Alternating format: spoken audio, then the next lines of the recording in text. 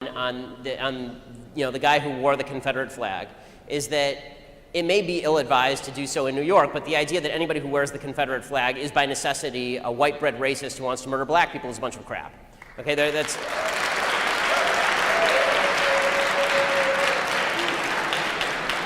There's no doubt whatsoever that the Confederate flag originally was linked to slavery and racism. There's no doubt whatsoever that that's the truth. It is also the truth that in the 1940s, there were a lot of Southern people who were flying the Confederate flag over tanks that were liberating Auschwitz. So the idea that everybody who ever had the Confederate flag on their truck is somebody who is a member of the KKK, or everybody who has a Confederate flag at a NASCAR event is somebody who is deeply racist. Again, this is putting the onus on people. This is suggesting people are racist without evidence. I mean, like the flag means a lot of bad things to a lot of people for a lot of reasons, and I fully understand that. But to cast aspersions at people who do that when it is in fact a cultural totem in a lot of parts of the South, it's like when people. I hesitate to make a comparison because there really isn't one. But all I will say is that the quick overreaction that, oh my God, he's got a Confederate flag, dude must be burning crosses in his spare time, that's nonsense.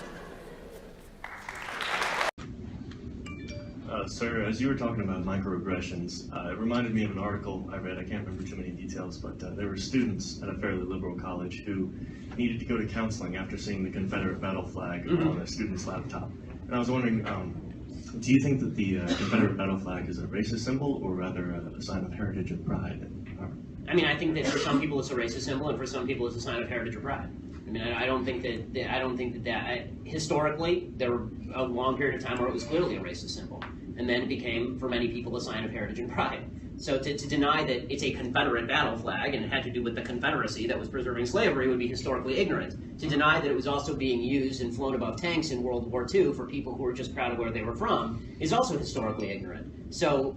It means a lot of different things to a lot of different people, and one of the things that I object to is the implication that if somebody has a Confederate flag on the back of their truck, then this must be somebody who is an evil racist. Right? That's not true. That person might see it as a sign of heritage.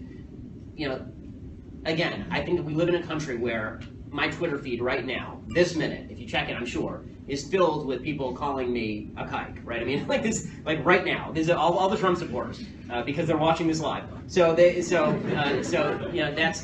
in a free country, you're allowed to say what you want and do what you want. I think unlike the Confederate battle flag, I don't think the K word has a lot of different implications. But I do think that it's important for people to recognize that you can see different things in different ways, and that's okay without immediately just getting offended. Like it would have behooved those students to ask the kid, why the Confederate battle flag to me means a symbol of racism and Confederacy.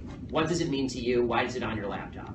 And if the student said it doesn't mean racism to me, it means the flag that flew above my grandfather's tank in World War II to preserve our freedom, then maybe they should say, okay, well, I guess it just means different things to us, and move on with your life.